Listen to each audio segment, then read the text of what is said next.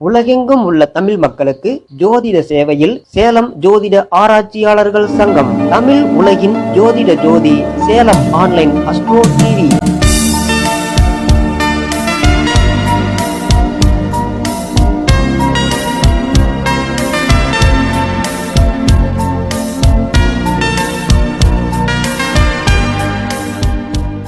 அனைவருக்கும் வணக்கம். சேலம் ஜோதிட ஆராய்ச்சியாளர்கள் சங்கத்தினுடைய 18வது மாதாந்திர கருத்தரங்க நிகழ்ச்சியில் பவானியிலிருந்து நமது சாரதி ஐயா அவர்கள் இன்னைக்கு வந்திருக்காங்க. ஐயா எப்போ வந்தாலும் எங்களுக்கு சிறப்பு தான். அந்த விதத்துல இன்னைக்கு ஜோதிடத்துல சிறப்பான விதிகளை குறித்து நம்மளோட பகிர வந்திருக்கிறார். அவரை அன்போடு அழைக்கின்றோம். இங்கு அமர்ந்திருக்கும் ஜோதிட அறிஞர்களே, ஜோதிட ஆர்வலர்களே மற்றும் ராஜரத்னம் ஐயா அவர்களுக்கும், நமது விஜயன் அவர்களுக்கும் மற்றும் பலருக்கும் எனது வணக்கத்தை தெரிவித்துக் கொள்கிறேன். அதாவது நம்ம ஜோதிடம் அப்படிங்கிற விஷயத்த பேசுகிறப்ப எல்லாருமே ஜோதிடம் அப்படிங்கிற ஒரு விஷயத்த பேச வந்திருக்கோம் அல்லது கேட்க வந்திருக்கோம் அப்படிங்கிறது தான். அதில் நம்ம சொல்கிற விதிகள் நான் அப்படி இப்போ கேட்குறவங்களுக்கும் பார்க்குறவங்களுக்கும் புரியணும் பலமாக. அதாவது ஒரு படத்தை நீளமாக எடுத்துருவாங்க, ஆனால் தேவையில்லாத காட்சிகள்லாம் வெட்டி எடுத்துருவாங்க. அதுபோல் நம்ம ஜோதிடர்கள் கருத்தை, நம்ம பேசுகிற கருத்தை எடிட் பண்ணுறப்ப யாருமே அதை இப்போ எடுக்கக்கூடாது. அந்த மாதிரி பாயிண்ட்டுகளை மட்டும் நறுக்குன்னு பேச வேண்டும். அதாவது ஒரு விஷயத்த சொல்றப்ப அது சரியா தவறாங்கிறத நாம் ஆராய்ச்சி பண்ணி தெரிஞ்சுக்கலாம். ஆனால் சொல்லும் பொழுது ஜாதகத்தில் உள்ள குறிப்புகள் அல்லது விஷயங்கள் மிக சரியா இருக்கணும். அந்த சரியா சொல்லக்கூடிய பாயிண்ட்டை நம்ம எப்போ சொல்ல முடியும்னா நமக்கு அந்த அனுபவம் நிறையா இருக்கணும். படித்ததை அப்படியே உள்வாங்கிக்கிறோம், அதை அப்படியே வெளிப்படுத்த முடியாது. படித்ததை உள்வாங்கி ஒரு கிரகம் ஒருத்தனுக்கு இந்த பலன் நடக்கும் அல்லது இந்த பலன் ஏன் அங்கே நடக்கலை அப்படிங்கிற விஷயத்த நாம உள்வாங்கிக்கணும். அது எந்த காரணத்தினால நடக்கலை அப்படின்னு. ராமருக்கு பட்டாபிஷேகம் கொடுத்தாரு, ஜோதிட மகன் தான் அவருக்கு விடிஞ்சா பட்டாபிஷேகம் நடக்காது, இவர் காட்டுக்கு போகிற விஷயத்தை ஏன் அவரால் எடுத்துக்க முடியல? அது அவருடைய ஊழ்வினை. அதுதான் இதில் கிருஷ்ணன் கேட்பாரு, சகாதேவனுக்கு கிருஷ்ணனுக்கு ஒரு வாக்குவாதம் நடக்குது. இத்தனை நடந்தது, நான் சிறந்த ஜோதிடன், எனக்கு ஏன் அந்த விஷயத்தெல்லாம் நீங்கள் என்னால் கண்டுபிடிச்சு சொல்ல முடியல, ஏன் தெரியல? இப்படி எல்லா விஷயத்தையும் கேட்குறாரு. அப்போ கண்ணன் சொல்கிறாரு, எல்லாம் நீங்களே நடத்திட்டா நான் எதுக்கப்பா அப்படிம்பார். இப்போ ஜோதிடர்களுக்கு நான் ஒரு சின்ன கருத்தை சொல்லிடுறேன். அந்த காலத்தில் ஒரு ராஜாவுக்கு ஒரு குழந்தை பிறந்தது. இப்படி நம்மள மாதிரி ஜோதிடர்கள், அங்கே அரண்மனை ஜோதிடர்கள் இருப்பாங்க, அதுக்கு ஒரு ஜோதிட குழு தலைவர் இருப்பார். அந்த ராஜாவுக்கு குழந்தை பிறந்துடுச்சு. குழந்தை பிறந்தோடனே எல்லாரும் கூப்பிட்டு அந்த ஜோதிடர்கள் ஆலோசனை பண்ணுறாங்க. அப்போ ஒரு ஜோதிடத்தில் சொல்கிறாரு, அது ஜோதிட தலைவராக இருக்கிறவர், எல்லாரும் சொல்கிறப்ப அவர் சொல்கிறாரு, இவன் பையன் 15 நாடு பிடிப்பான், உன்னை விட சக்கரவர்த்தியாக வருவான் அப்படின்னு எல்லாம் அந்த குழந்தையினுடைய பிறப்பை பற்றியும் எதை பற்றியும் சொல்லிடுறாங்க. அப்படி சொன்னோன்னே எல்லாம் கை தட்டுறாங்க. அப்போ இந்த மாதிரி சபையிலேருந்து ஒருத்தர் எழுந்திரிச்சு கை தூக்குறார். ஐயா, எனக்கு ஒரு சந்தேகம் அப்படின்னு கேட்குறாரு. என்னப்பா சொல்லுப்பாங்கிறாரு. அந்த சந்தேகம் என்ன அப்படின்னு கேட்குறாருன்னா, இந்த ராஜாவுக்கு குழந்தை பிறந்த அதே நேரத்தில் அதே இடத்தில், அதாவது இதே ஊரில் எனக்கும் ஒரு பையன் பிறந்திருக்கான், என் பையன் நாடு பிடிப்பானா அப்படின்னு அந்த பாமரன் கேட்குறாரு. எல்லா ஜோதிடர்களும் தடுமாறுறாங்க.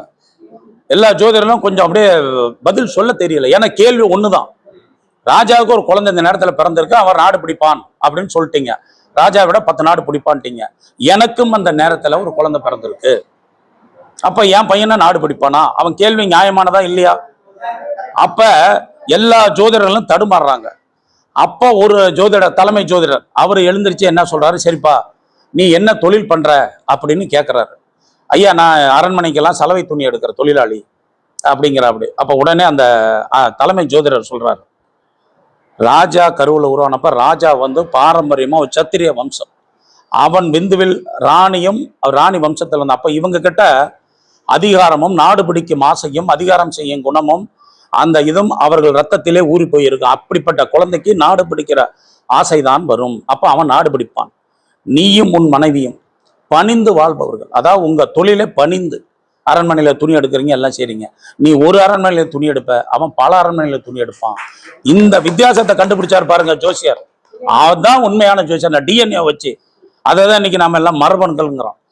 ஜோதிடம் உருவான காலத்திலேயே நிறைய ஒரு ஜோதிடர் சொன்ன கருத்தும் இன்னொரு ஜோதிடர் சொன்ன கருத்தும் தவறாக போயிருக்கிறது. அதனாலதான் வாக்கிய பஞ்சாங்கம், திருக்கணிதம், வாக்கிய பஞ்சாங்கம் தவறுன்னு திருக்கணித்தை உருவாக்குனாங்க. அப்ப ஒரே மாதிரி கிரக அமைப்பு உள்ள விஷயங்கள் பலவாறு பலன் நடக்கிறது. ஒரே மாதிரி கிரக அமைப்பு உள்ள விஷயங்கள் பலவாறு பலன் நடக்கிறது. நாம் இப்போ இறந்து போன ஜெயலலிதா ஜாதகம், கலைஞர் ஜாதகம் எடுத்துக்கிறது எதுக்காக? ஆராய்ச்சிக்காக. அவங்க பலனை சொல்லி நம்ம பேர் வாங்க போறது இல்லை, ஆனால் ஆராய்ச்சி. இந்த கிரகம் இப்படி இருக்கிறதுனால இவங்க இந்த பலனை அனுபவிச்சாங்க, இந்த கிரகம் இப்படி இருக்கிறதுனால இவங்க பலனை அனுபவிச்சாங்க அப்படிங்கிற விஷயத்தை தான் நம்ம எடுத்து எல்லாத்துக்கும் பலன் சொல்ல போறோம். ஒரு கலைத்துறையில பிரகாசிக்கூடிய சில கிரக அமைப்பை அவர் படித்த நூல்கள்ல இருந்து அவருடைய அனுபவத்தை சொன்னாரு. அது சரியாகவே இருக்கும். அவர் பார்த்த விதிகள்ல அது மிக சரியாக இருக்கலாம். இப்ப நாம ஒரு விஷயத்த பார்க்குறோம். அதே மாதிரி கிரக அமைப்புள்ள ஒருத்தவன் கலைத்துறையில ஒரு சாதாரண இடத்துல கூட இருக்கலாம். இதற்கு என்ன காரணம் அப்படின்னா, அந்த லக்னமும் அந்த யோகத்தை அனுபவிக்கக்கூடிய கிரகமும் பலம் குறைந்திருக்கலாம். ஒருத்தனுக்கு எத்தனை தான் ஜாதகத்துல யோகம் இருந்தாலும் லக்னம் பலமாக இருக்கும் பொழுது அதை அனுபவிக்கக்கூடிய யோகம் அவனுக்கு இருந்தால் மட்டும்தான் அவன் பலம் பெறுவான். அவன் அந்த பலத்தை, அந்த பாக்கியத்தை அனுபவிப்பான். பேசுறப்ப ஒருத்தர் சொன்னார், 9ஆம் பாவம் பலம் இருந்துக்கணும் ஜோதிடர்களுக்கு. 9ஆம் பாவம் பலம் இருந்து அவன் ஜோதிடனா புகழ் பெறுவான். 5 லக்னம் இதெல்லாம் இருந்தால் சிறந்த ஜோதிடனா புகழ் பெறுவான். அப்போ பாக்கியஸ்தானம் வலுத்து இருந்தா அவங்க எந்த துறையில சார்ந்து இருக்காங்களோ அந்த துறையில மிக வலிமையாக வருவார்கள், புகழ் பேர் கிடைக்கும். அப்படிங்கிறது தான் நம்ம ஜோதிடத்துல எடுத்துக்கூடிய விஷயம். ஒரு ஜாதகத்துல ராகு சுக்கிரன் இந்த மாதிரி கிரகங்கள் தொடர்பு இருந்து கலைத்துறையில ட்ராலி தெளிட்டு இருக்க ஜாதகமும் உண்டு. அதே மாதிரி ராகு இப்ப நம்ம குரு பாக்கியாதிபதி மறைஞ்சா அந்த மனிதனுக்கு பாக்கியம் ஏதும் கிடைக்காதுன்னு தான் நம்ம விதியா சொல்றோம். கடகலக்கணத்துக்கு பாக்கியாதிபதி யாருங்க? குரு. குரு 8ல் தனிச்சு இருக்காரு. யாருக்கு? விஜய் ஜாதகத்துல குரு 8ல் தனிச்சு இருக்காரு. அவருக்கு பாக்கியாதிபதி 8ல் மறைவு. அவருக்கு தர்ம கர்மாதிபதி யோகமும் இல்லை. ஆனால் அவர் ஆட்சியை பிடித்தது எப்படி? 12ல் இத்தனைக்கும் 2 கூடிய சூரியன் 12ல் இருக்காரு, ராகு சாரத்துல இருக்காரு. அவர் நான் என் யூடியூப்லையும் சொல்லியிருக்கேன். அவர் ஜாதகத்துல சூழ யோகம் சொல்லக்கூடிய ஒரு அதியோக சூழ யோகம் இருக்கு. இந்த சூழ யோகம்னா சூழ 3 எப்படி இருக்கும் அது மாதிரி 3 வீடுகள்ல ஒரு கிரகம் 3 கிரகம் இருக்கணும். அதுல ஏதாவது ஒன்று ஆட்சி உச்சத்தில் இருந்தால் அது முழுமையான சூழயோகம். அதையும் நான் யூடியூப்ல பேசியிருக்கேன். அந்த சூழயோகத்தில் உள்ளவர்கள் எதிரிகளை தன்வசப்படுத்துவார்கள் அல்லது எதிரிகளே அவர்களிடம் வந்து சரணாகதி அடைவார்கள் அப்படிங்கிறது. இப்போ நம்ம எம்ஜிஆர் ஜாதகத்தில் ஒரு ஆராய்ச்சிங்க, எம்ஜிஆர் 17:1:17ங்கிறாங்க. கண்டிப்பாக கிடையாது. அதை ஜானகி அம்மா எம்ஜிஆர் ஜாதகத்தை நிறைய இடத்துல காமிச்சிருக்காங்க. நடிகர் ராஜேஷ் கூட ஒரு பேட்டியில் அதை காண்பிச்சிருக்காரு. நிறைய அது இருக்கு. 11/1/1916 தான் எம்ஜிஆர் ஜாதகம். எம்ஜிஆர் கன்னியா லக்னத்தில் பிறந்தவர். ரேவதி நட்சத்திரம். அவருக்கு 5ல் பார்த்தீங்கன்னா செவ்வாய், ராகு, சுக்கிரன், புதன் இதெல்லாம் இருக்கு. அவருக்கு அங்க தர்ம கர்மாதிபதி யோகம் அப்படிங்கிறது இருக்கு. சுக்கிரன் 9 குடையவன் 10 குடையவன், சுக்கிரனும் புதனும். ஆனா அதோட ராகு சேர்ந்துருக்கு. அவர் ஜாதகத்தை நாமக்கல்ல 1 ரூபா வாங்குற ஒரு ஜோதிடர், இதெல்லாம் நடந்ததுங்க, பொய்யே கிடையாது. நாமக்கல்ல ஒரு 1 ரூபா வாங்குற ஜோதிடர்கிட்ட ஜானகி அம்மாவும் வீரப்பனும் கொண்டு போய் கொடுத்து பார்க்க சொல்றாங்க. இது எம்ஜிஆர் ஜாதகம்னே தனிச்சு பார்க்குறாரு. அவர் நாசுக்கா எப்படி சொல்றாரு பாருங்க. எம்ஜிஆருக்கு குழந்தை இல்லைங்கிறத அந்த ஜோதிடர் எப்படி நாசுக்கா சொன்னார்னா, இவரிடம் பல பெண்கள் வந்து போவார்கள், அவர்களுக்கு தேவையான எல்லாவற்றையும் இவர் செய்து கொடுப்பார். ஆனால் இவருக்கு தேவையானதை யாராலையும் எதையும், அதாவது இவருக்கு தேவையான ஒன்றை அந்த பெண்கள் யாராலும் திருப்பி தர முடியாது. அப்ப எம்ஜிஆருக்கு தேவை குழந்தை, அதை யாராலையும் தர முடியல. அது உண்மை. அப்ப அந்த நாசுக்கா அவருக்கு குழந்தை இருக்காதுங்கிறத சொன்னார். அவர் தான் சொன்னார். எம்ஜிஆர் வெளிநாட்டில் தான் போய் இது செய்வார். சில என்னங்க உச்சம். அதே மாதிரி ஒரு ஜாதகத்துல செவ்வாய் சனி ராகு தொடர்பு இருந்தால் நிச்சயம் அவன் உடம்புலயோ அவன் பரம்பரையிலயோ ஒரு ரத்த காயம், ரத்தம் சிந்திய மரணம், துர்மரணம் நடந்தே தீரும். இது பல பேர் ஜாதகத்துல எடுத்து பாருங்க. செவ்வாய் சனி, கடகம் சிம்மம், செவ்வாய் சனி எங்கு சேர்ந்திருந்தாலும் பார்த்தாலும் பொதுவா இருதய பாதிப்பு வரும். மற்ற இடத்துல இருந்தா வராதானா வரும், ஆனா இது உறுதியா வருங்கிறது தான் விஷயம். அதே மாதிரி செவ்வாய் தோஷத்துல நம்ம பல வாரம் எல்லாம் குழப்பம் பண்ணிக்கிறாங்க. பஞ்சாங்கத்திலே செவ்வாய் தோஷத்துக்கு 72 விதிவிலக்கு போட்டிருக்கு. கடக லக்கணம் சிம்ம லக்கணத்திற்கு செவ்வாய் எங்கிருந்தாலும் தோஷம் இல்லை. இப்போ மேஷ லக்கணம் விருச்சிக லக்கணத்துக்கு லக்னாதிபதிங்கிறதுனால அந்த இதை எடுத்துக்கலாம். நான் எல்லா மீட்டிங்கிலும் செவ்வாய் தோஷத்தை குறிப்பிட்டு பேசுவேன். செவ்வாய் சூரியன் மாங்கல்ய தோஷம் என்பது பெண்கள் ஜாதகத்துல செவ்வாய் சூரியன் அல்லது செவ்வாய் ராகு, ராகு சனி, லக்னம் 4, 7, 8, 12 இந்த இடங்கள்ல எங்க தொடர்பு இருந்தாலும் அந்த பெண்ணின் திருமண வாழ்க்கை பாதிக்கப்படுகிறது. குரு பார்த்தா அவ விதவையாக மாட்டா, பிரிஞ்சு வந்துடுறான், டிவோர்ஸ் வாங்கிக்கிறா. அப்படி நம்ம இன்னைக்கு எடுத்துக்கிறோங்க. இன்னைக்கு இந்த மாதிரி திருமண விவகாரத்தை அதிகமாக நடக்குது. ஒரு 10% நடக்குதுன்னு வச்சுங்க. மீதி 90% பெண்கள், 30% பெண்கள் வந்து திருமண வாழ்க்கையை சகிச்சுட்டு வாழ்ற பெண்கள் இருக்காங்க. நமக்கு விதிச்சது இவ்வளவுதான், வாய்த்த கணவன் இவ்வளவுதான் அனுசரிச்சுட்டு போற பெண்களும் இருக்காங்க. மீதி 60% பேர் வாழ்க்கையை சந்தோஷம் இல்லாம வாழ்றவங்களும் இருக்காங்க. அப்ப 20%, 30% தான் திருமண வாழ்க்கையில கணவனும் மனைவியும் சந்தோஷமாக இருக்கிறார்கள். அது பணத்தை வச்சு நிர்ணயம் பண்ணுவது அல்ல. கணவன் மனைவி சந்தோஷமா 2 பேருக்கும் வேலைக்கு சிட்டால் வேலைக்கு போயிட்டு வர்றாங்க, ராத்திரி இருக்கிறத சாப்பிட்டு சந்தோஷமா இருக்காங்க, 2 குழந்தைங்களை பெற்றுக்கிறாங்க, நிம்மதியா இருக்கிறவங்க இருக்காங்க, கோடீஸ்வரனா இருக்காங்க, கணவன் மனைவிகள் ஒற்றுமை இல்லாம பிரச்சனையோட ஏதோ வாழ்க்கையை நடத்திட்டு இருக்காங்க, கௌரவமான வாழ்க்கை. இதுக்கெல்லாம் இந்த கிரக அமைப்பு எங்க இருந்து எடுக்க? பணக்காரனுக்கு ஒரு கிரகம் வேற மாதிரி செய்யுமா, இல்ல ஏழைக்கு ஒரு அமைப்பு வேற மாதிரி செய்யுமா? அந்த கிரக தொடர்புகள். ஒருத்தன் பணம் காசு அதிகம் சம்பாதிக்கிறான், அதுக்கு சில விதி அமைப்புகள். லக்னம் 2ஆம் இடம். இது நீங்க அமைச்சர் ஜாதகத்திலேயோ, எம்எல்ஏக்கள் ஜாதகத்திலேயோ, அல்லது மந்திரிகள், இந்த இவங்க சிஎம் இந்த மாதிரி இருக்கவங்க ஜாதகத்தெல்லாம் பாருங்க. லக்னம் 2, இது 2ம் 9ஆம் பாவத்தோடையோ அந்த பாவாதிபதியினுடைய தொடர்போ நிச்சயமா பெற்று இருக்கும். இப்ப நாம சகடயோகம்னா என்ன சொல்றேங்க? வாழ்க்கை சக்கரம் ஏற்ற இறக்கமாக இருக்கும். சகடயோகத்துல பிறந்தா அவமானத்தை சந்திப்பான், பிரச்சனையை சந்திப்பான் அப்படின்னு. இப்ப விஜய் அவர்களுக்கு சகடயோகம் தான். இப்ப அவமானம்னா கரூர் சம்பவம், மற்ற சில சம்பவங்களை எடுத்துக்கலாம். பிரதமர் திரு நரேந்திர மோடி அவர்களுக்கு விருச்சிக லக்னம், அங்க சந்திர நீச்சம் செவ்வாட்சி, அப்ப அந்த சந்திரமங்கல யோகம் அங்க இருக்கு. இவருக்கு கடக லக்னம், யாருக்கு?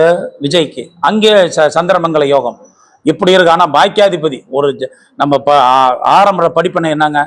லக்னாதிபதியும் பாக்கியாதிபதியும் பஞ்சமாதிபதியும் ஒன்றுக்கொன்று தொடர்பு இருந்தால் அவன் புகழ் பெறுவான். இது ஜோதிட அடிப்படை விதி. இதுல லக்னமும் பாக்கியாதிபதி இவருக்கு தொடர்பு இருக்கா? இல்ல, லக்னமும் பாக்கியாதிபதியும் தொடர்பு இருக்கு. ஆனா லக்னமும் 5ஆம் இடமும் தொடர்பு இருக்கு, லக்னமும் 5ஆம் இடம் தொடர்பு இருக்கு. பரிவர்த்தனை இல்ல, சேர்க்கை. சந்திரனும் செவ்வாயும் சேர்க்கை, அதுல 5ஆம் பாவாதிபதி நீச்சம். அப்ப ஒரு ஜாதகத்தை நாம நடந்த பின்னாடி ஆராய்ச்சி பண்ணுவதும் சிறப்பு தான். ஏன்னா இதனாலதான் இது நடந்ததுன்னு. ஆனா ஜோதிடர் என்பவர் யார்? நடப்பதற்கு முன்னாடி அதை எடுத்து உரைப்பவர். நாளைக்கு உனக்கு இப்படி நடக்குமப்பா, இதுக்கு காரணங்கள் இப்படின்னு. இப்ப ஒரு ஜோதிடர், நாம ஜோதிடரா இருந்து சொல்றோம், இந்த தேதியில இந்த நாள்ல உனக்கு திருமணம் நடக்கணும், அப்படி யாரால சொல்ல முடியுமா? நிச்சயமா சொல்ல முடியாது. இன்னைக்கு தேதியை நிர்ணயிக்கிறது யாருன்னா ஜோசிக்காரன் கிடையாதுங்க, மண்டபத்துக்காரன். ஜோசியர் 5 நாளை குறிச்சு கொடுப்பாரு. சார் இந்த 5லயும் மண்டபம் இல்லைங்கம்பாங்க, இன்னொரு நாள் குறிச்சு கொடுங்கன்னு. எத்தனை பேர் நீங்க எல்லாம் பார்த்துருப்பீங்களா இல்லையா? அப்படி பார்க்காதவங்க யாராவது ஒருத்தர் சொல்லுங்க, நாள் குறிச்சு கொடுத்தவங்க யாராவது ஒருவர். அப்ப ஜோதிட பலன்கள் கணிப்பது மட்டும்தான்.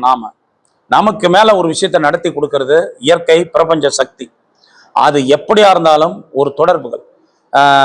இந்த கரணத்தை பத்தி இவர் சொன்னாருங்க, இந்த கரணம் திதி இந்த மாதிரி. ஏடிஎம்கே கட்சி பவகரணத்துல தொடங்கப்பட்டது. பவகரணத்தின் ஆண்டு 48 ஆண்டுகள். அப்ப 48 ஆண்டுகள் அந்த கட்சி சிறப்பா இருந்தது. இப்ப 54 வருஷம் ஆச்சு, தேய்மானம் வருகிறது. சனிக்கு அதுக்கு சனி தசை, சனி நீச்சம். சனிங்கிற ஒரு கிரகம் ஒவ்வொருக்கு ஒரு கட்டத்துல 2.5 வருஷம் ஒரு குழந்தை பிறக்கிறப்ப அந்த 2.5 வருடமும் சனி அதே வீட்டில தான் இருக்கும், ஒரே பாவத்தில் தான் இருக்கும். பாதாச்சாரங்கள் மாறும். சனி ஒரு பாதத்துல 3 மாதங்கள் அப்படிங்கிறத ஒரு கணக்கு வச்சிருக்காங்க. அப்போ 9 3 27 மாதம். ராகு 1.5 மாதம், குரு 1 மாதம், ஒரு பாதத்துல சாரத்துல 1 மாதம் இருக்கும். இது ஒரு கணக்குகள், ஜோதிட கணக்குகள் அப்ப அப்படி சொல்லியிருக்காங்க. அப்ப 2 வருடத்துல பிறக்கிற 2.5 வருஷம் சனி பயிற்சி ஒரு வீட்டுல. சனி இப்போ மீனத்துல இருக்கு. இந்த தொடங்கினதுல இருந்து மீனத்துல முடிகிற வரைக்கும் சனி அங்கதான் இருக்கு. லக்னத்திற்கு மாறுபடும், ஒரு லக்னத்துக்கு சனி மாறுபடும், ராசிக்கு மாறுபடும். இப்போ உதாரணத்துக்கு கும்பராசிக்காரங்களுக்கு யாரோ தான் பேசுறப்ப இவரு தான் பேசினாரு, ஜெகநாதன் ஐயா தான். கோடீஸ்வரனா ஆயிடுவீங்க, இவ்வளவு கோடி கொட்டும் அப்படின்லாம் சொல்லுங்க, அப்படிலாம் சொல்லாதீங்க. அந்த உண்மைதான். காரணம் என்னன்னா, கும்பராசிக்காரங்கள் இன்னைக்கு எல்லா யூடியூப்லயும் ஜோதிடர்களும் பலவாறு சொல்றாங்க. ஒரு ஜோதிடர் சொல்றாரு 300 கோடி கும்பராசிக்கு உண்டுன்னு. 3000 ரூபாய்க்கு பிச்சை எடுக்கிற பூரட்டாதி நட்சத்திரக்காரன், கும்பராசியில சதய நட்சத்திரக்காரன், விட்ட நட்சத்திரக்காரன் இருப்பான்.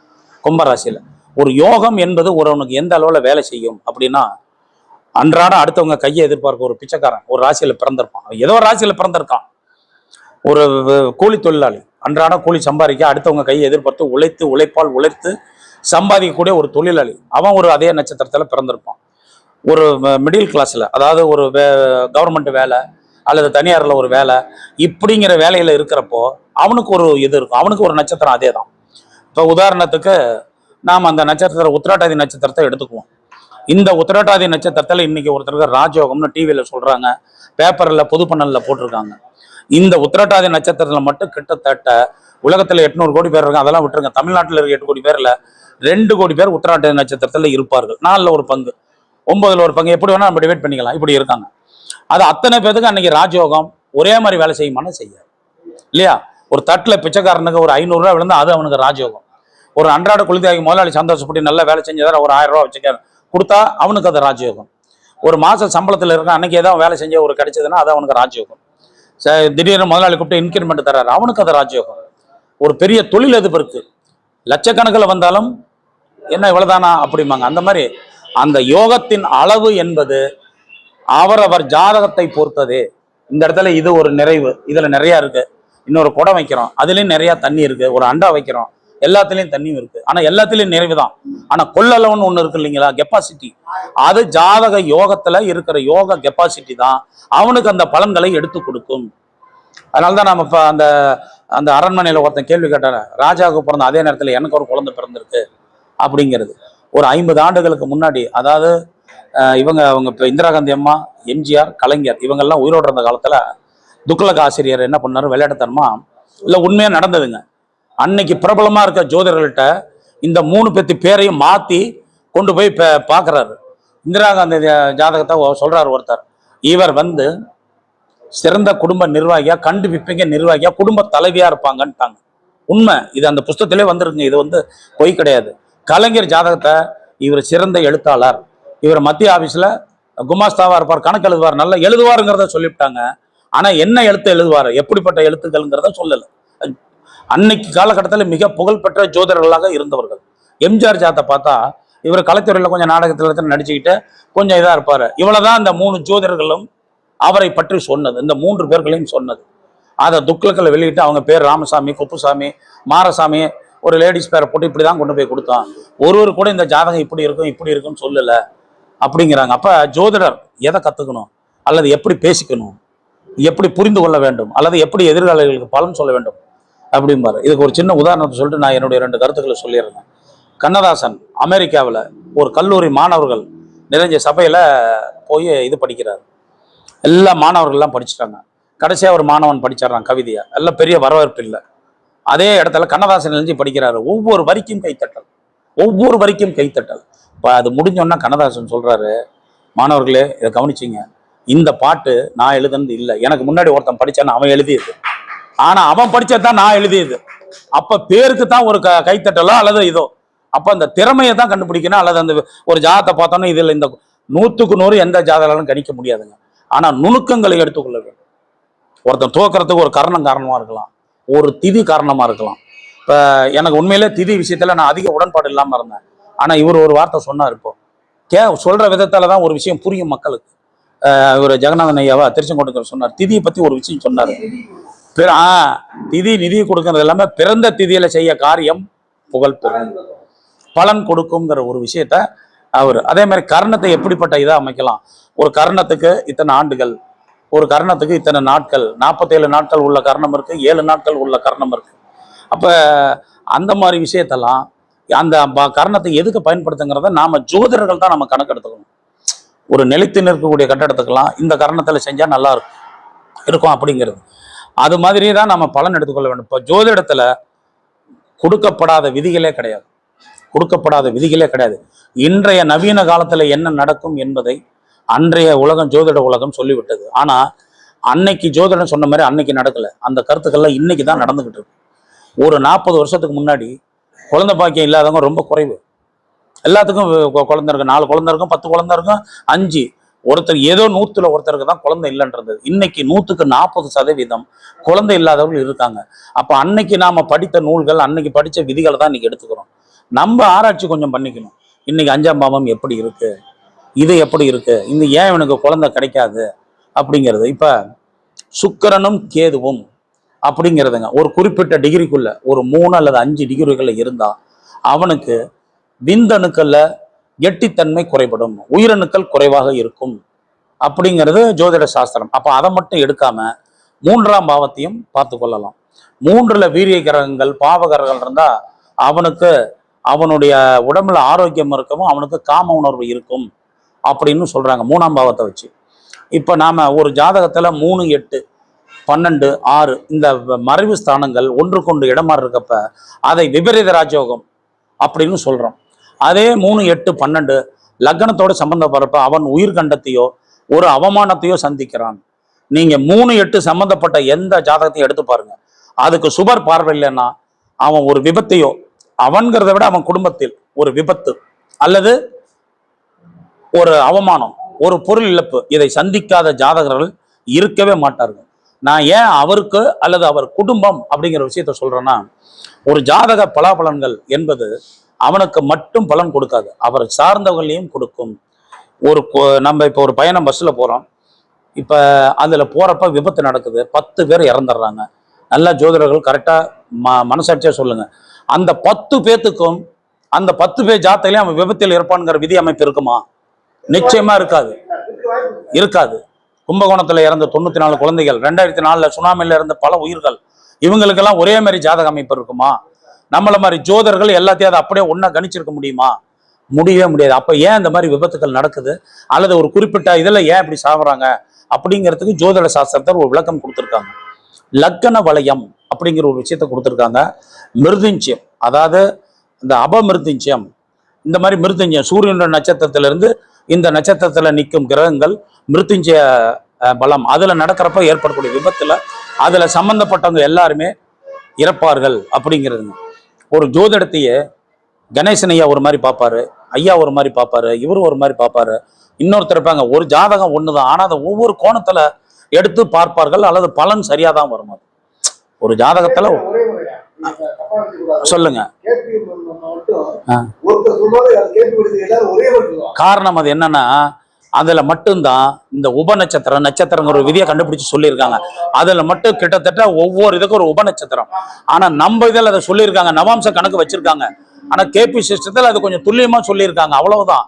அதே மாதிரி நாடி ஜோதிடர்கள், இந்த பிறகு நாடி, சுகர் நாடி, இது மாதிரி பல நாடிகள் உண்டு.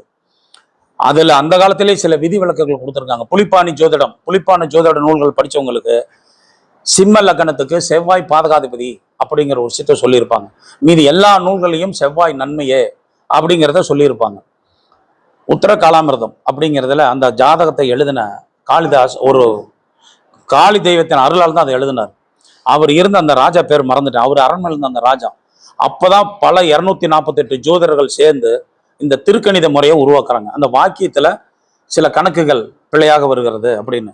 இன்னைக்கு மதுரை பக்கம் தென் மாவட்டங்கள்ல பெரும்பாலும் வாக்கியம் தான் எடுப்பாங்க, திருக்கணித பஞ்சாங்கத்தை எடுத்துக்கிறது இல்லை. நான் எல்லா மேடைகளையும் சொல்வது, ஒரு ஜாதகம் திருக்கணிதப்படி படிச்சிருந்தா திருக்கணிதப்படி பலன் பாருங்க, வாக்கியப்படி கணிச்சிருந்தா வாக்கியப்படி பலன் எடுத்துங்க.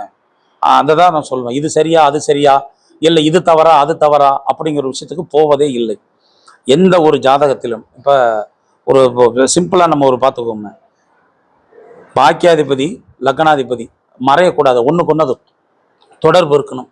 பாக்கியாதிபதிங்கிற கிரகம் மறையக்கூடாது. அப்ப விஜய் அவர்களுக்கு மறைஞ்சிடுச்சு.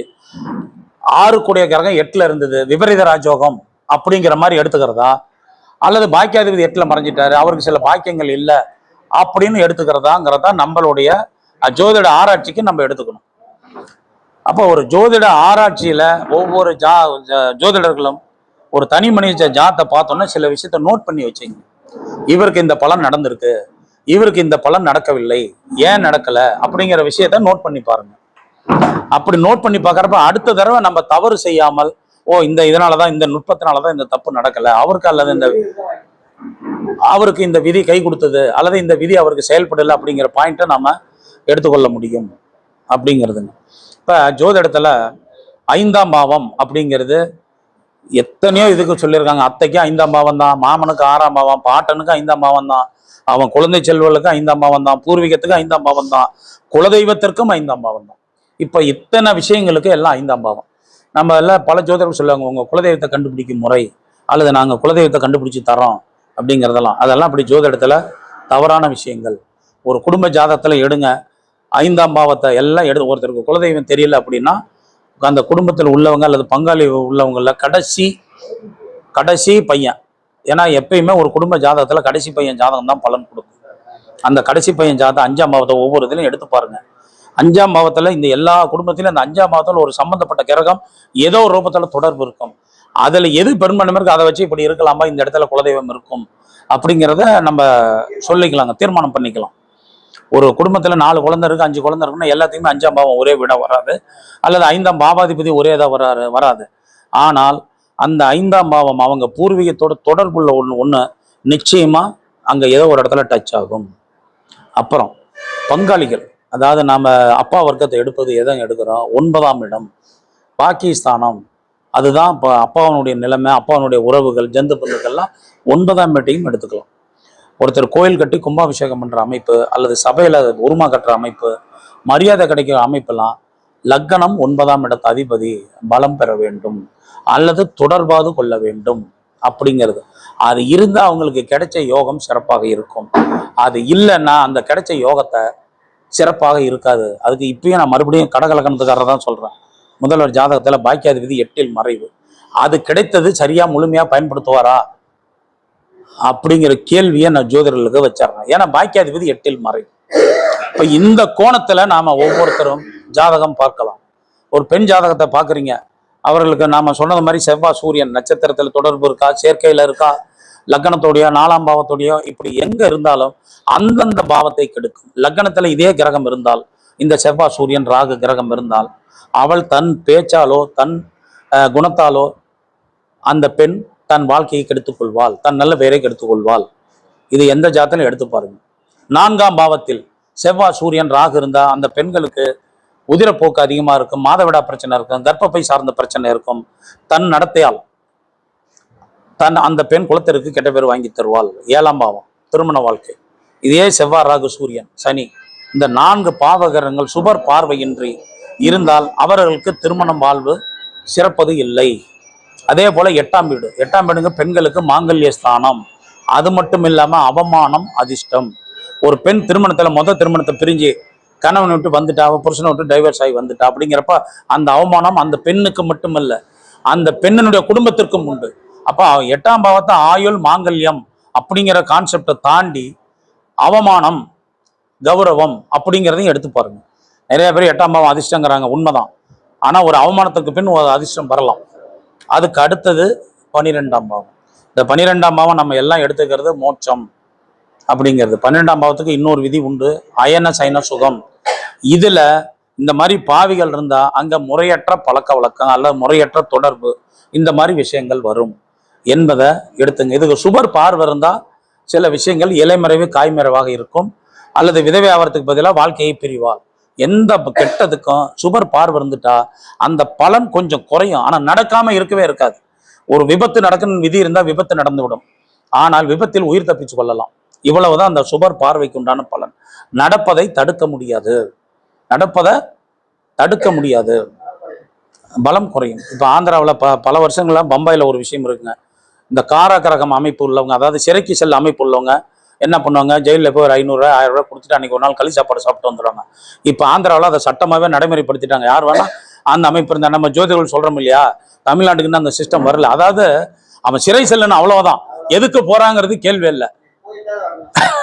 அந்த பலனை அவர்களுக்கு அதை நடத்தி கொடுக்கும். மருத்துவமனைக்கு போகணும், மருத்துவமனைக்கு நோயாளியா போகணும், கோர்ட்டுக்கு போகணும், வழக்குக்கு போகலாம், சாட்சி சொல்ல போகலாம், அங்க வேலை பார்க்குற உத்தியோகஸ்தரா போகலாம், எல்லாரும் போகலாம். ஆனா அந்த அமைப்பு அவர்களுக்கு இருந்தால் அந்த விஷயம் அது அவர்களுக்கு நடக்கும். இப்படி ஜோதிடத்துல லக்னத்தை மட்டும் வச்சு 729 முக்கிய விதிகள் இருக்கு. அந்த 720 பலனும் ஒரு லக்னத்துக்கு சொன்னா ஒரு வாரம் கூட பத்தாது. ஜோதிடர்கள் நாம அதை வச்சு பலன் சொன்னா ஒரு நாளைக்கு ஒரு ஜோதிடத்தை மேல பார்க்கவும் முடியாது. ஆனா அப்படி பார்த்தால் இந்த மாதத்தில் இந்த பலன் நடக்கும். ஒரு மே மாசம் நடக்கிறது ஜூன்ல நடக்கலாம். இந்த பலன் என்ன துல்லியமா விதிச்சபடியே நடக்காது, ஆனால் பலன் மாறுபடும். ஆனா நடந்தே தீரும், நடக்க வேண்டியது நடக்கும். அது ஆமா கொஞ்சம் நாட்கள் தள்ளி போனா அதுக்கு பல காரணம் இருக்கலாம். அவன் செய்த புண்ணியமோ ஏதோ. இவருடைய எஸ்பி பாலசுப்ரமணிய தாத்தா ஆந்திராவில் கிருஷ்ணனுக்கு தேன் அபிஷேகமா பண்ணுவாராம். அந்த பலன் அவருக்கு கிடைக்கல, அவருடைய பேரன் கிடைச்சது. கலைஞருடைய அப்பா அம்மா, அவங்க அம்மா திருவாரூர்ல தட்சிணாமூர்த்தி சன்னிதானத்துல உழவாரப்பணி கோயிலை கூட்டி சுத்தப்படுத்தி ஆத்மார்த்தமா செஞ்சாங்க. அவங்க அப்பா ஏதோ நாதஸ்வரம் இதெல்லாம் கோயில் நிகழ்ச்சிகளுக்கு செஞ்சாங்க. அந்த பலன் அவர்களுக்கு கிடைக்கல. அவருக்கு வச்ச பேரை தட்சிணாமூர்த்தி தான், இவர் தான் பேரை மாத்திக்கிட்டாரு, அது வேற விஷயம். ஆனா அந்த பலன் இந்த மாதிரி நம்ம முன்னோர்கள் எங்கேயோ தாத்தாவோ யாரோ ஒருத்தர் நம்ம இதில் செஞ்ச கெட்டதும் சரி நல்லதும் சரி அந்த தலையில தான் விடியும். அப்ப ஆண்கள் ஜாதகத்தில் ஒரு சூட்சமான விதிங்க, செவ்வாய் ராகு யார் ஜாதகத்தில் இணைவு பெறுகிறதோ அவர்கள் கர்ம வினையை அனுபவித்தே தீர்வார்கள். செவ்வாய் ராகு யார் ஒரு ஜாதகத்தில் எந்த இடத்தில் இணைந்தாலும் அவர்கள் பரம்பரையில் ஒருவருக்கு வெட்டுக்காயம் இருக்கும், விஷம் தீண்டியோ விஷம் குடித்தோ இயற்கைக்கு மாறுபாடான முறையில மரணம் எழுதியிருப்பார்கள். இது 5, 8 அப்படிங்கிற இடத்துல லக்கணம், இந்த 3 இடங்கள்ல எங்க இருந்தாலும் அது சம்பவிக்கும். அதே மாதிரி பரம்பரையில ஒருத்தருக்கு வாரிசு இருக்கா இல்லையா, அது ஆண் வாரிசு அப்படிங்கிற விஷயத்த நுட்பமான விதிகள்ல கண்டுபிடிக்கலாம். ஒரு ஜாதகத்தில் குரு மாந்தி பார்வை பார்த்தாலும், குரு மாந்தி மிக இணக்கமான இடத்தில் இருந்தாலும், சனி மாந்தி நெருக்கமான இடத்தில் இருந்தாலும், அவங்க ஜாதகத்தெல்லாம் ஒன்று ஆண் வாரிசு இல்லாமல் இருக்கும், அல்லது அவர்கள் பரம்பரையில் பெற்றவங்க உயிரோடு இருக்கப்ப அவங்க பெற்ற பிள்ளைகள் இறந்து போவார்கள். அது குழந்தை 10 வயசா இருக்கலாம், 5 வயசா இருக்கலாம், 40 வயசா கூட இருக்கலாம். நம்ம நிறைய பார்த்துருக்கோம் இல்ல, பையன் ஆக்சிடென்ட்ல இறந்துட்டான், அப்பா அம்மா இருக்காங்க அப்படிங்கிற ஜாதகத்தெல்லாம் சும்மா ஜஸ்ட் ஒரு ரெஃபரல் பாருங்க, ரெஃபரல் எடுத்து பாருங்க, ஏதாவது வாங்கி பாருங்க, நிச்சயமா அந்த மாதிரி அமைப்பு இருக்கும். இதெல்லாம் நான் என்னுடைய அனுபவத்தில் பார்த்த விஷயங்கள். நான் எங்கிட்ட இது வரைக்கும் நான் கிட்டத்தட்ட 18 வருஷமா பார்த்துட்டு இருந்தேன். ஒரு 14-15 ஆண்டு காலமா எங்கிட்ட பார்த்தவங்க பயோடேட்டா நான் வச்சிருக்கேன். கிட்டத்தட்ட பல ஆண்டுகள் தொடர்ந்து அவங்க குடும்பத்தில் நல்லது கெட்டதுக்கு எங்கிட்ட கேட்பாங்க. எனக்கு தெரிஞ்சதை சொல்லியிருக்கேன். ஓரளவுக்கு தெய்வ அருளோ அல்லது என்னுடைய முன்னோர்கள் ஆசீர்வாதமோ எனக்கு அது ஓரளவுக்கு சரியா வந்திருக்கு. ஒரு சில இடத்துல நானும் தோல்வி அடைந்திருக்கிறேன். அப்பனால 100க்கு 100 யாரும் ஜோதிடர்களாக வெற்றி பெறவே முடியாது. 100க்கு 65% ஜோதிடர்கள் சொல்லும் பலன் வரலாம், 100க்கு 100 சொல்லவும் முடியாது. 100க்கு 100 நான் சரியான ஜோதிடனை யாரும் மார்த்தட்டவும் முடியாது. இதை நான் இதில் கர்வத்தில் சொல்லலை, பணிவாக சொல்கிறேன், அடக்கத்தோடு உங்ககிட்ட சொல்லிக்கிறேன். நம்ம ஜோதிடர்கள் எல்லாருக்குமே அந்த ஒரு பயம் இருக்க வேண்டும். ஏன்னா எதிர்காலம் தெய்வஞன், அதாவது கடவுளுக்கு மேலே ஆசிரியர்களுக்கு மேலே அவர் சொன்னார், ஆசிரியர்களுக்கு மேலே பூசாரிட்டு போன கூட எதுக்கு உங்கள் ஜோசியரை பாருங்கன்னு சொல்கிறாங்களே, அப்போ அவர்களுக்கு மேலே உயர்ந்த ஸ்தானத்தில் ஜோதிடர்கள் இருக்காங்க. அந்த கலையில் இருக்கும் பொழுது நாம் எப்படி நடந்து கொள்ள வேண்டும், நம்ம வர்றவங்கிட்ட நீ தனிப்பட்ட முறையில் வெளியே போயிட்ட நீ என்ன வேணால் பண்ணிக்க, ஜோதிடரை எப்படி வேணா இருந்துக்கு. ஆனால் அந்த ஜோதிடங்கிற கட்டத்துக்குள்ளே வர்றப்ப நம்ம கிட்ட வர்ற வாடிக்கையாளர்களுக்கு அதில் நம்ம கிட்ட ஒரு சந்தேகம் கிட்ட வரவனுக்கு நாம் படித்ததை மனப்பூர்வமாக சொல்ல வேண்டும். எதிரியாக இருந்தாலும், நமக்கு ஆகாதவனாக இருந்தாலும், விரோதியாக இருந்தாலும், நம்ம கிட்ட பலன் கேட்டால் அந்த பலனை உள்ள சொல்ல வேண்டும். அதுக்கு அதான் உதாரணம் சகாதேவ்.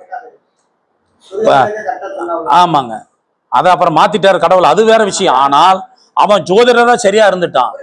அப்ப ஒரு ஜோதிடர் குடும்பத்திலேயே நடந்த விஷயங்கள் அங்க கணிக்க இல்லைன்னா அப்ப கடவுள் அங்க ஒரு விஷயத்த வச்சிருப்பார். அதனாலதான் நிறைய ஒரு ஜோசிக்காரர் உனக்கே இந்த விஜய் ரத்தன் பண்ணிட்டு கூட எல்லாம் சொன்னாங்க, உனக்கு காலையில பதவி கிடைச்சு மத்தியானம் போகுமான்னு உனக்கே தெரியலாமாங்க. ஜோதிடருக்கெல்லாம் இது ஒரு சாபக்கேடா கூட இருக்கலாம். அவர்கள் தனிப்பட்ட வாழ்க்கையில் அவங்க நிறைய பிரச்சனை சந்திக்கலாம்.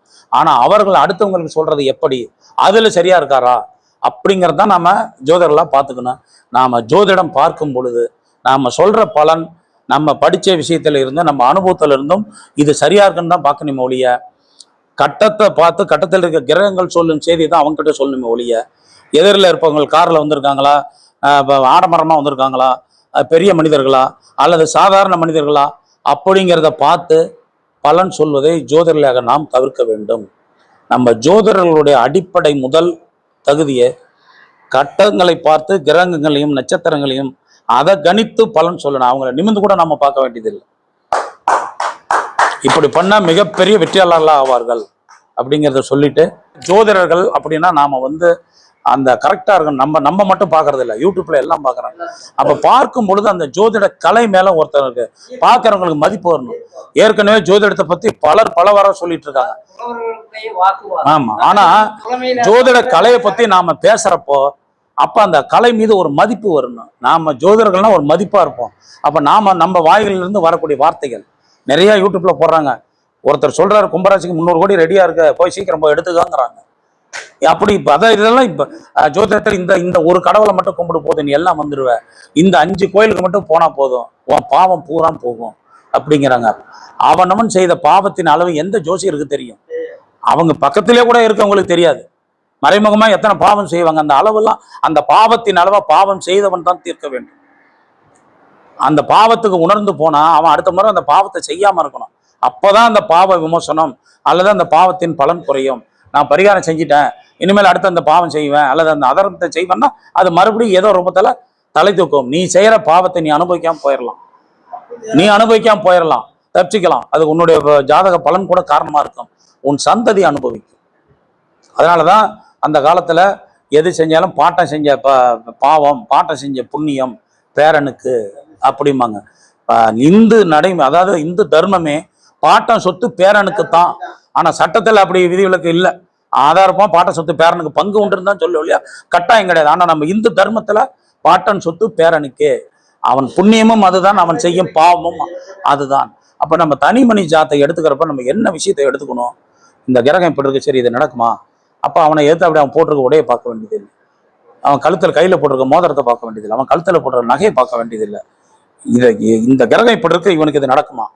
இந்த பாவம் இப்படி இருக்கு, ஒரு கோடீஸ்வரனுக்கு குழந்தை இல்லாம இருக்கு, ஒரு தினம் அன்றாடம் கட்டட வேலை செய்யறான், 5 பிள்ளை பத்துட்டு அவசியப்படுறான், வைக்கில பாக்குறமா இல்லைங்களா, 4 5 வச்சுட்டு போறான், கோடீஸ்வரனா இருக்கான், அவனுக்கு அந்த பாக்கியம் இல்லை. தன்னை செல்வத்தை கொடுத்த கடவுள் அவனுக்கு அந்த பாக்கியத்தை ஏன் கொடுக்காம போயிடுது? அப்ப கடவுள் ஒருவனுக்கு இயற்கை, பிரபஞ்சம், தெய்வம் எதை வேணா எடுத்துங்க, ஒரு மனிதனுக்கு ஒரு குறையை வைத்தே தீரும். ஒரு மனிதன் பிறக்கும் நேரத்தில் பல குழந்தைகள், பல மனிதர்கள் பிறப்பார்கள்.